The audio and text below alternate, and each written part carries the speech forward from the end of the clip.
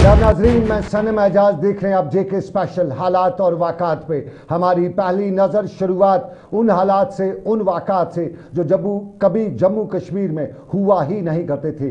कभी ये बिहार के साथ जोड़ा जाता था, कभी ये उत्तर प्रदेश के साथ जोड़ा जाता था और नाम सुनते ही कश्मीरी थर्राबी उठते थे और उसको गैंगवार कहा जाता है। और यही गैंगवार कश्मीर में भी आज देखने को मिला। यूं कहें तो कश्मीर में ये पहला वाक़ा जब गैंगवार के नाम पे गोली चली है।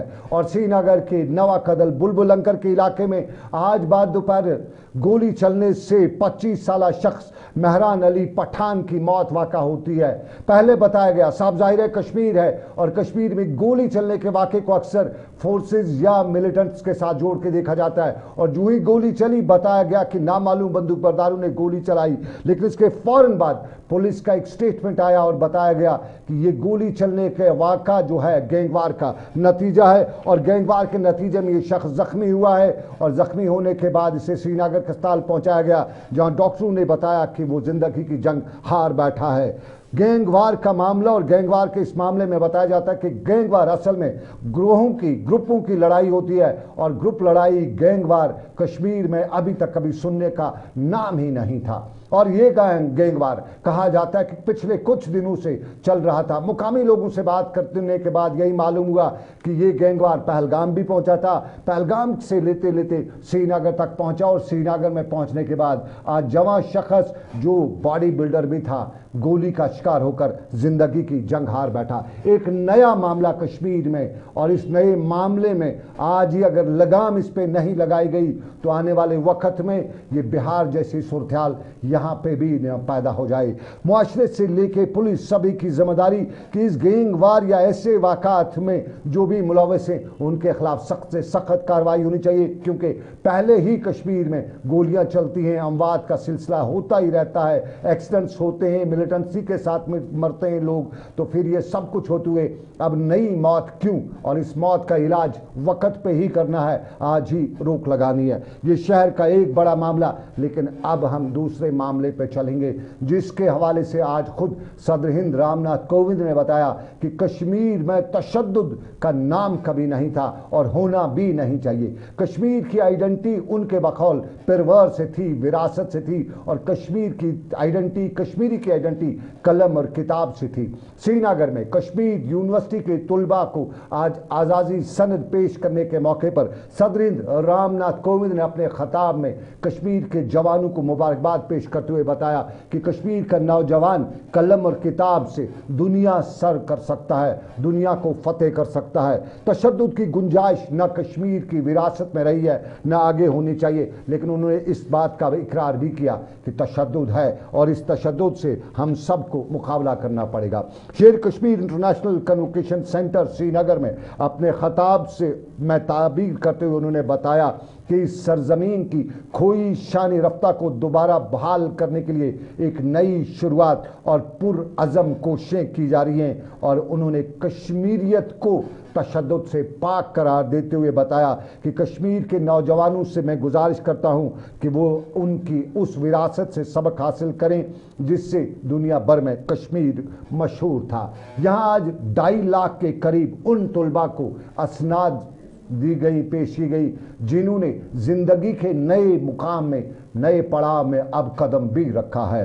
श्रीनगर के SKSCC में हुई तकरीब और तकरीब पर प्रोफेसर तलत अहमद कश्मीर यूनिवर्सिटी के वाइस चांसलर, रियासत के सभी ओहदेदार, सरकार के ओहदेदार और रियासत की लेफ्टिनेंट गवर्नर मनोज सिन्हा समेत सदर हिंद रामनाथ कोविंद ने रियासत की मजमूई सूरत-ए-हाल और कश्मीर के नौजवानों की कामयाबियों का खुलासा करते हुए बताया कि कश्मीर के नौजवानों ने हमेशा से ही अपना एक मुनफरिद मुकाम हासिल किया है और ये उन्होंने अपनी लगन और मेहनत से हासिल किया है। ताहम वक़्त की ज़रूरत और इस वक़्त की ज़रूरत में तशद्दुद से पाक मुआशरे की सबसे अव्वलीन ज़रूरत भी है। और यहाँ रामनाथ कोविंद ने उन नौजवानों को मुबारकबाद भी पेश की जिन्होंने अपनी तालीम मुकम्मल कर यानी फारिग तहसील होने के बाद आज सर्टिफिकेट्स जिन्होंने हासिल भी की और उन्हें दुआओं के साथ साथ ये भी संदेशा रामनाथ कोविंद ने दिया कि वो ज़िंदगी के मैदान में आगे जाएं तो पुरअज़म तरीके से जाएं। श्रीनगर में आज की तकरीब पर सदर हिंद रामनाथ कोविंद ने क्या बताया, आपको सुनाते हैं। Ladies and gentlemen, Kashmir is a place that defies descriptions. Many poets have tried to capture its beauty, calling it paradise on earth. But it is ultimately beyond words. It must be this bounty of nature that has also made this place a hub of ideas. This valley, surrounded by snow-clad mountains, provided an ideal setting for sages and seers a couple of millennia ago. It is impossible to write a history of Indian philosophy without referring to Kashmir's contribution to it. One of the oldest manuscripts of the Rig Veda was written in Kashmir. This is the most conducive region for the philosophies to prosper. This is where great philosopher Abhinav Gupta wrote his expositions on aesthetics and methods for realization of God.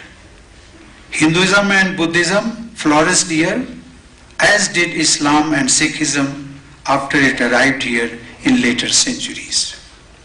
Kashmir is also the meeting point of various cultures. In medieval times, it was of course Lal Ded who showed the way to bring together various spiritual traditions. In the works of Laleshwari, you can see how Kashmir provides the very template itself of communal harmony and peaceful coexistence. This is also reflected in all aspects of life here, in folk arts and festivals, in food and dress. The core nature of the place has always been inclusive. Almost all religions that came to this land embraced a unique feature of Kashmiriyat that shunned orthodoxy and encouraged tolerance. सदरेंद्र Ramnath Kovind Srinagar के SKICC में Kashmir university से फारग तहसील हुए तुलबा की आज जो certificate देने की रस्म थी उस पर मेहमान खसूसी के बतौर मौजूद रहे। और आपने भी सुना, सदरेंद्र ने खुद बताया कि कश्मीर की एक पुरानी तहरीक है, तहजीब है, और ऋग वेदा दुनिया का एक पुराना लिटरेचर जो है, स्क्रिप्चर है, वो भी कश्मीर में ही लिखा गया है। ये बताया रामनाथ कोविंद ने। लेकिन अब आपको हालात वाक़ात में, कश्मीर के हालात वाक़ात में छापामारी, इनकाउंटर, और इसी इनकाउंटर की शुरुआत आपको बताएं, इस महीने इनकाउंटरों की भरमार रही और इस महीने हर दूसरे दिन इनकाउंटर की खबर भी रही। पुलवामा के नज़दीकी इलाका कुलगाम के अहरबल के इलाके में, आपको नाज़रीन बताएं, शोपियां के अहरबल के इलाके में कल एनकाउंटर, एक मिलिटेंट मारा गया था और फिर बताया गया कि जंगलात का इलाका और अच्छी खासी तादाद में वहाँ मिलिटेंट मौजूद है और फिर शाम गए ऑपरेशन को मुलतवी किया गया। आज सुबह क्या कुछ सूरत रही, आज दिन भर क्या क्या सूरत रही, खबरें हैं कि पूरे इलाके को आज भी मुआसरे में रखा गया था। तनवीर एम वानी मेरे साथ मौजूद है, कुलगाम से, शोपियां से इस वक्त मेरे साथ मौजूद है। उनसे हम जानना चाहेंगे क्या कुछ सूरत रही आज दिन भर। हमारे पास सवाल, तनवीर आप तक अगर मेरी आवाज़ पहुंच रही तो आप बताइए हमें कि क्या है ताज़ा तरीन सूरत वहां पे आज। जहां यहाँ कल शाम को सिक्योरिटी फोर्सेस को इतला मिली कि इलाके में कुछ मिलिटेंट छुपे हुए, उसके फौरन बाद जो है इब्तिदाई मरहले में जो एक मिलिटेंट जो है वो मारा गया। और आपको बता दूं ये सयाती मुकाम जो है यहाँ पे सिक्योरिटी फोर्सेस व दीगर कई एजेंसीज हैं, उनको रातों रात बुलाया गया और रात पर फिर 24 घंटे के बाद अभी जो है इख्तिताम पजीर हुआ ये मासरा। और कल शाम देर गए जब हेलो जी बताइए आपकी आवाज़ आ रही है।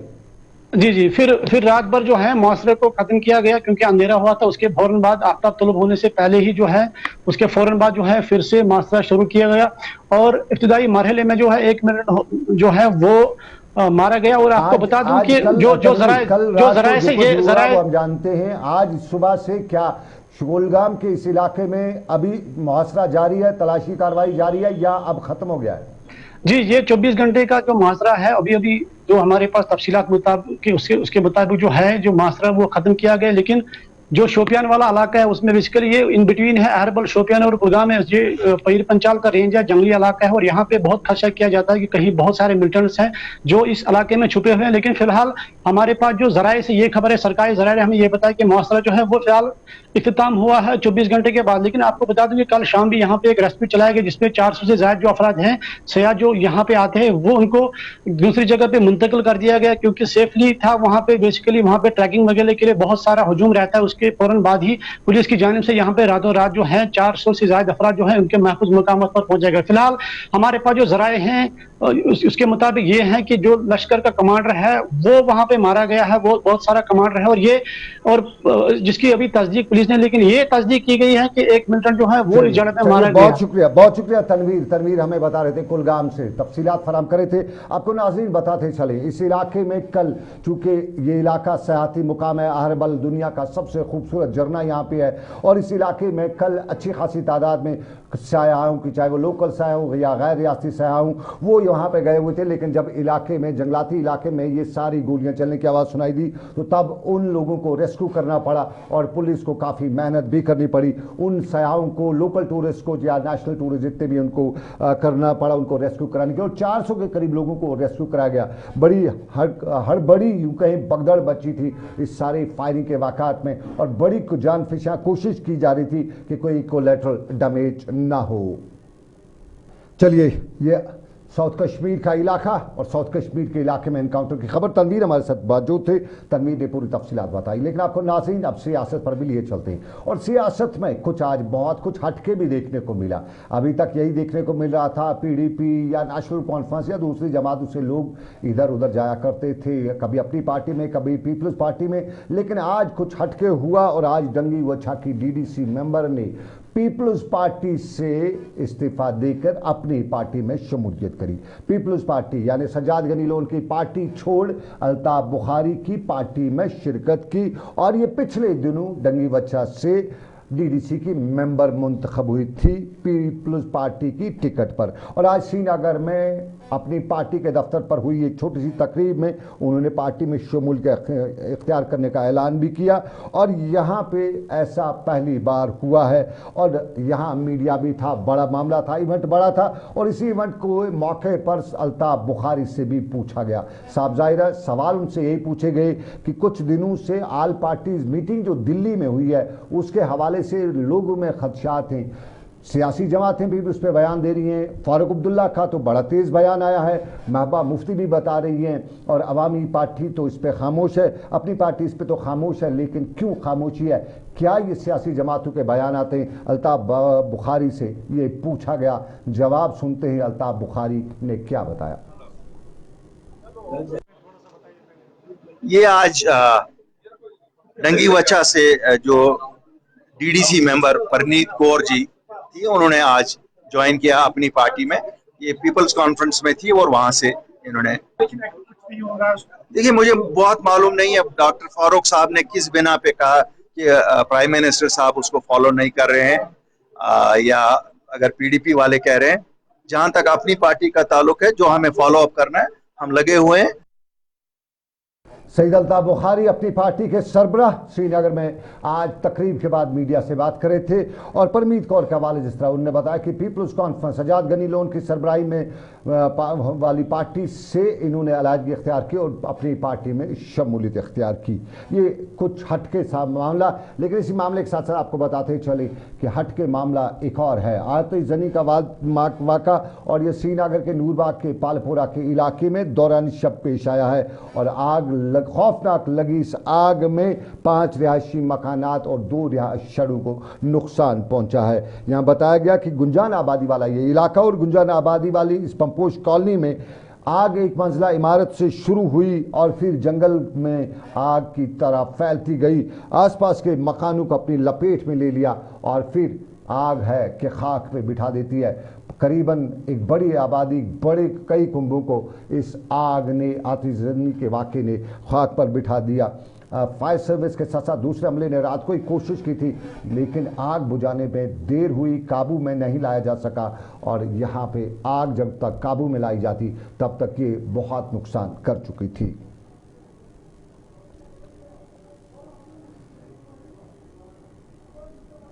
ये नुकसान का मामला, लेकिन नुकसान जनूबी कश्मीर के पुलवामा में भी हो रहा है। आपने पुलवामा कंगन का नाम सुना होगा। कंगन यूजुअली गांदरबल के इलाके में है, लेकिन आपको जानकर ये खुशी भी होगी कि पुलवामा के इलाके में भी कंगन है। लेकिन पुलवामा के कंगन के लोगों को खुशी बिल्कुल नहीं है, क्योंकि उनके इलाके में मवेशी उनके मर रहे हैं। मुकामी लोगों के मुताबिक मवेशियों की बड़ी तादाद पिछले कई दिनों से मर रही है, और उन मवेशियों के मरने की वजह बताया जाता है कि उन्हें कोई बीमारी लगी हुई है। कुछ डॉक्टर बता रहे हैं कि मुंहखोर की बीमारी है, और मुंहखोर की बीमारी के वाले सबसे डॉक्टर कहते हैं कि इससे मरने का कम चांसेस होते हैं, ये उस तरह की बीमारी नहीं है। लेकिन केसेस आ रहे हैं, मुकामी लोग बता रहे हैं कि अच्छी खासी तादाद में उनके जानवर मर रहे हैं। और महकमे एनिमल हस्बेंड्री के अहदेदारों से जब बात की जाती है तो वो बता रहे हैं कि वैक्सीनेशन नहीं हो सका है। वैक्सीनेशन का इन जानवरों को एक डोज हुआ है, दूसरा डोज नहीं हो सका है। और कुछ लोग ये भी बताते हैं कि वैक्सीनेशन का दूसरा डोज न होने की वजह से इन जानवरों की मौत हो रही है। इन जानवरों को देखने के लिए एनिमल हस्बेंड्री महकमे के डॉक्टर और दूसरा अमला तो मौके पर पहुंचे हैं। गांवों में जगह जगह जानवरों को देखा और परखा जा रहा है, लेकिन असल वजह यही है कि वैक्सीनेशन जो जानवरों को करना था, पहले सरकार, जम्मू कश्मीर की सरकार खुद वैक्सीनेशन लाती थी, यहाँ का एनिमल हस्बेंड्री डिपार्टमेंट, लेकिन अब की बार सरकार ने नेशनल लेवल पे एक प्रोग्राम के तहत सबको कोऑर्डिनेशन में लिया और बताया कि यहाँ वैक्सीनेशन नहीं लिया जाएगा, वैक्सीनेशन दिल्ली से आएगा। लेकिन दिल्ली इस मामले में दूर ही है, और कश्मीर में वैक्सीनेशन न आने की वजह से लोगों के, जानवरों को वैक्सीन नहीं हो सका है, और जानवरों के वैक्सीनेशन न होने की वजह से उनकी अमवात की खबरें भी आ रही हैं, ये मुकामी लोग बता रहे हैं। लेकिन हमने इंतजामिया से भी पूछा, जरा सुनते हैं क्या कहते हैं इंतजामिया। हमारा एक प्रोग्राम था थ्रू आउट कंट्री, ये प्रोग्राम एक चल रहा था, हमने चलाया national animal disease control programme, जिसके तहत हमें पूरे कंट्री में हमने नवंबर दिसंबर में वैक्सीन किया, घर घर जाकर हर एनिमल को दिया उनको, और उनको हमने अपलोड भी करना था इन ऑफर। तो हमने वो प्रोसेस कंप्लीट की, वो पूरे डिस्ट्रिक्ट में जितने भी 100% एनिमल्स को हमने वैक्सीन दिया। लेकिन ये सेकंड डोज जो ड्यू था वो अप्रैल मई में था, लेकिन unfortunately due to some reasons, मुझे वो पता नहीं है एग्जैक्टली क्या हुआ, कि हमारा दूसरा डोज जो वैक्सीन नहीं आया, तो इस वजह से हम हैंग हो गए, हमें प्रॉब्लम हो गई डिस्ट्रिक्ट में क्या पूरी वैली में, पूरे जे&के में कहीं वैक्सीन नहीं आया।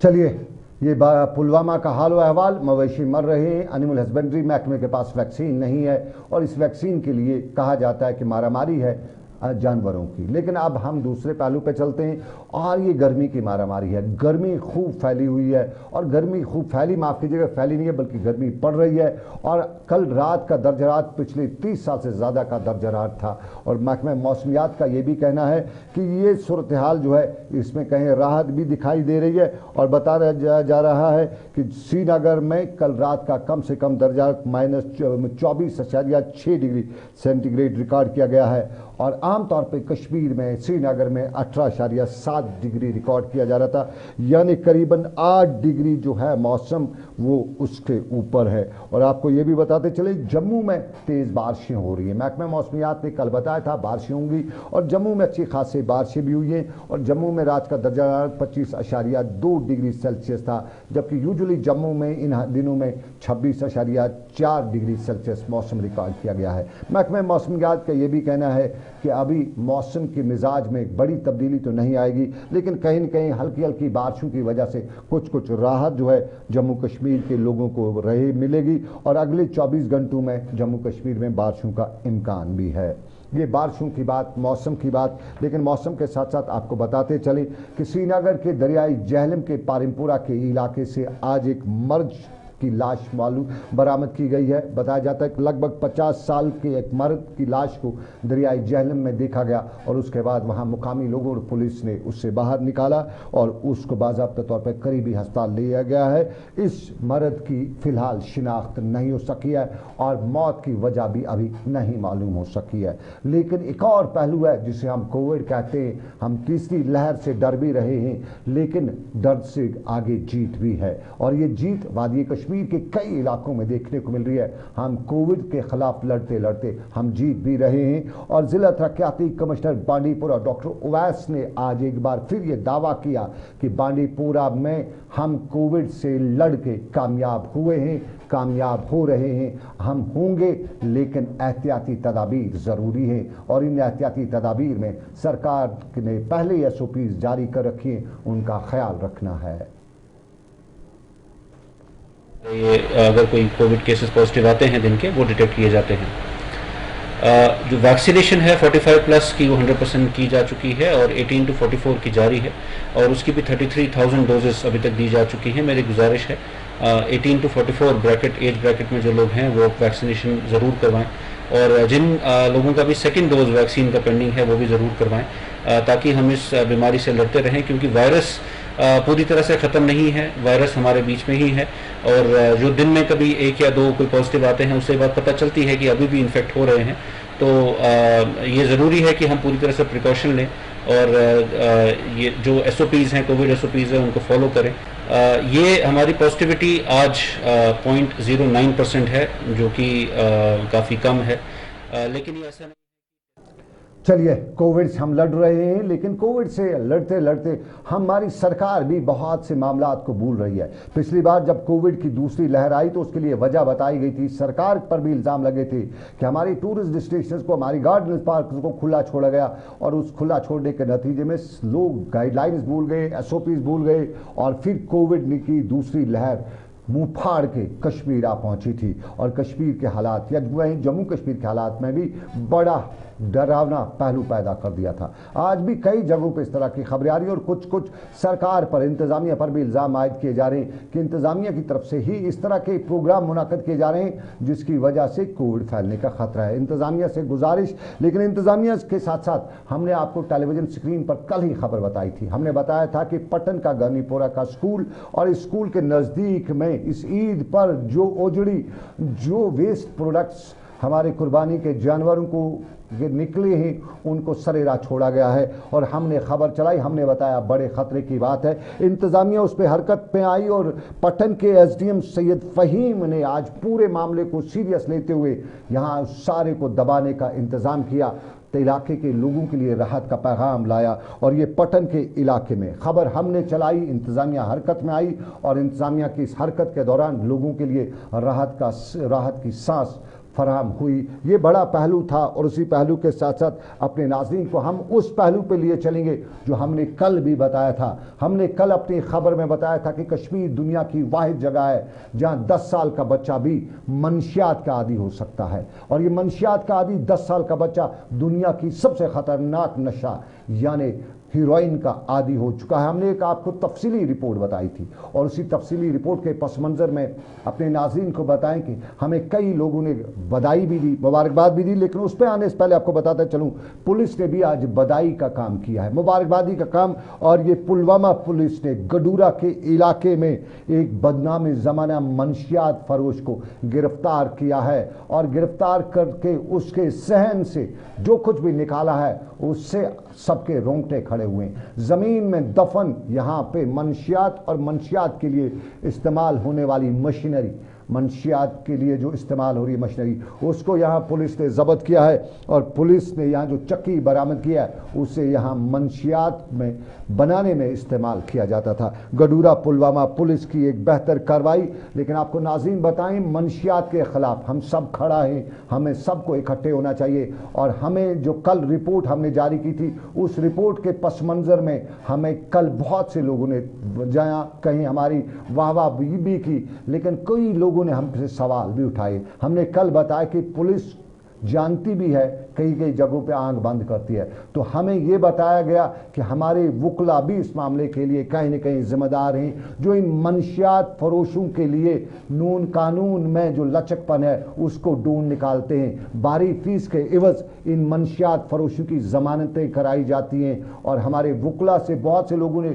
बताया कि हम वकला से गुजारिश करें कि वो इन मंशियात में मुलविस अफराद के मुकदमे ही ना लड़ें ताकि उनकी ज़मानत नहीं हो हो सके। हमें पुलिस के एक ओहदेदार ने नाम न बताने की शर्त पर यह भी बताया कि एक वाकये में उन्होंने एक मंशियात फरोश को गिरफ्तार तो किया, लेकिन उसके बाद 20 दिन बाद ही उसकी जमानत भी हुई और जमानत कराने में वकील ने बारी फीस ली और बारी फीस के बाद उसने कानून में नुक्ता निकाला और यूं मुअज़्ज़ज़ अदालत से उसे ज़मानत भी नसीब हुई। ये वो मामला है जिस पे बात करनी ज़रूरी है, हमारे वकला की भी जिम्मेदारी है, वो भी इस माशरे का हिस्सा हैं। और सबसे इम्पॉर्टेंट बात, कानून में अभी भी लचक है। हमें पुलिस के एक और अहदेदार ने बताया कि जब वो कहीं रेड डालने जाते तो उन्हें मजिस्ट्रेट साथ में चाहिए, उन्हें ख़ास तौर पर विटनेस में लोकल विटनेस चाहिए और लोकल विटनेस अक्सर लोकल गवाह इसके लिए गवाही देने को तैयार नहीं होते हैं और यूं बाद में जब मामला अदालत में पहुंचता है तो गवाह लोकल गवाह न होने की वजह से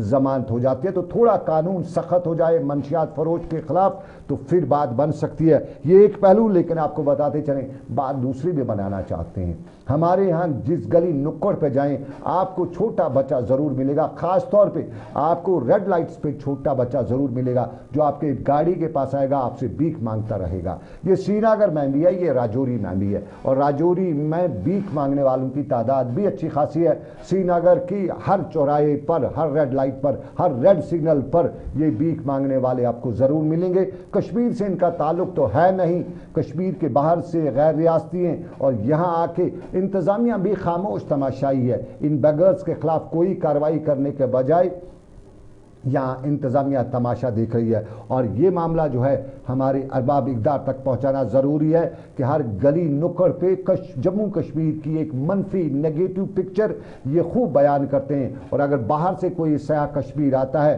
तो उसकी पहली नज़र जब किसी भिखारी पे पड़ती है तो उसको यूँ लगता है कि शायद सारा कश्मीर भिखारियों का भरा पड़ा है। तो इन पर भी काम करने की ज़रूरत है। लेकिन राजौरी में क्या लोग कहते हैं उनकी भी सुनते हैं।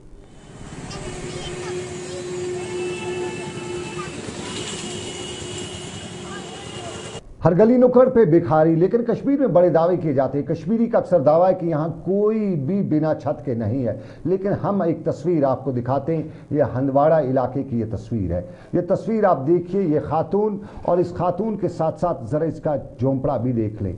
क्या इसे हम छत वाला झोंपड़ा कह सकते हैं? टीन का बड़ा बना झोंपड़ा और इस झोंपड़े में ये खातून कैसी रह पाती होगी, इसकी फैमिली कैसे रह पाती है और ख़ास तौर पे कश्मीर के कड़ाके की ठंड में ये खातून कैसे। और फिर ये सवाल इस झोंपड़े का है, ये झोंपड़ा और इस झोंपड़े के हवाले से प्रधानमंत्री की खसूसी योजना भी यहाँ चल रही है जिसे हम कहते हैं कि IAY इस गरीब का हक भी बन सकता था। लेकिन कुपवाड़ा की ज़िला इंतज़ामिया, हंदवाड़ा की लोकल एडमिनिस्ट्रेशन शायद इलाके में नज़र नहीं रखती है। अगर उनकी नज़र होती तो फिर इस झोंपड़े वाले का कहीं न कहीं इलाज किया गया होता, इस झोंपड़े का इलाज किया गया होता, इन्हें IAY के हवाले से कुछ न कुछ मुराद दी गई होती। इस खातून ने हमारे नुमाइंदे को ये भी बताया कि उसने कई बार सरकार के कई दरवाज़ों तक आवाज़ भी लगाई लेकिन सुनी नहीं गई। शायद इसके पास वो सब कुछ नहीं था जो अक्सर सरकार के कारिंदों पर या सरकार के उन अफसरों पर इल्ज़ाम आयद किए जाते हैं। लेकिन फ़िलहाल आपको नाज़रीन इसके साथ बताते चलें JK स्पेशल अभी बस इतना ही। मुझे मेरी टीम के साथ दीजिए इजाज़त इस वादे के साथ कि रब कायनात की रही मर्ज़ी फिर होगी आपसे मुलाकात। आप रखिएगा अपना ख्याल। अल्लाह आपका मेरा सबका निगहबान हो। अल्लाह हाफिज़।